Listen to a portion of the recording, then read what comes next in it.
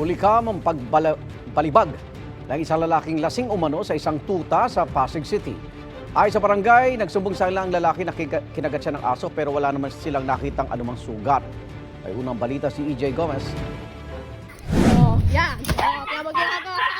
Sa pool sa video, ang pagbalibag ng lalaking ito sa isang tuta sa Barangay Santolan, Pasig.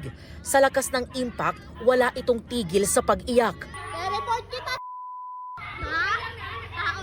Ayon sa may-ari ng tuta, pinsan niya ang lalaking nahulikam na nang abuso sa kanyang alagang si Kikiam. Kwento pa ng ilang saksi, bigla na lang daw ng gulo sa lugar ang nakainom na sospek.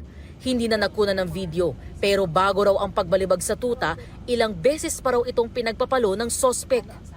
Tapos po, sabi niya, ay nangangagat ka. Bigla niya pong pinaghahabol po ng tsinelas, lampas-hampas niya po, sinipa niya pa po yun eh. Takbo po ng takbo eh, grabe po yung takot eh. Dahil lasing nga po kasi kaya ginanon po yung aso. Masakit din kasi nampas niya. Ang sakit-sakit, tapos yun, naririnig, umiiyak.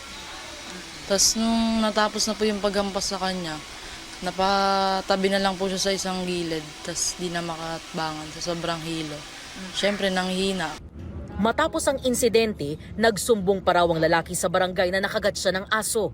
Ayon sa barangay, wala silang nakitang kagat sa sospek. Noong una, nagpa-blatter siya. Ang sabi niya, nakagat siya ng aso. Lasing nga siya, namunta rito. Hindi namin alam na may nangyari na pala noon na binalabag niya yung aso. Isinugod sa veterinaryo ang tuta para ipacheck ang mga tinamong sugat at bali sa katawan. Kapag di daw gumaling, nakuha sa gamot, baka putulin yung isang paa niya. Kasi may crack, yung sa may buto.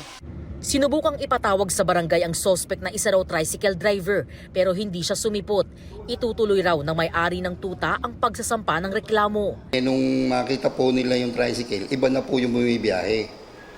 At ang sabi po nung tiyahin, wala na raw doon, umalis, nagtago, nagpunta na po ng Pampanga.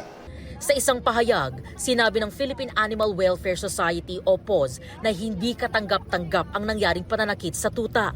Ito ay clearly act of cruelty. Ito yung exact act na pinagbabawal ng Animal Welfare Act. Itong pangyayari na to nakakagalit dahil yung napaka-defenseless ng aso. Ang Animal Welfare Act being a special law, hindi to lasing, yung mga defense na gano'n. Ang sino mang mapatunayang lumabag sa Animal Welfare Act ay posibleng makulong ng 1 hanggang 2 taon.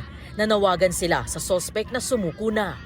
Itong unang balita, EJ Gomez para sa GMA Integrated News. Igan, mauna ka sa mga balita, mag-subscribe na sa GMA Integrated News sa YouTube para sa iba't ibang ulat sa ating bansa.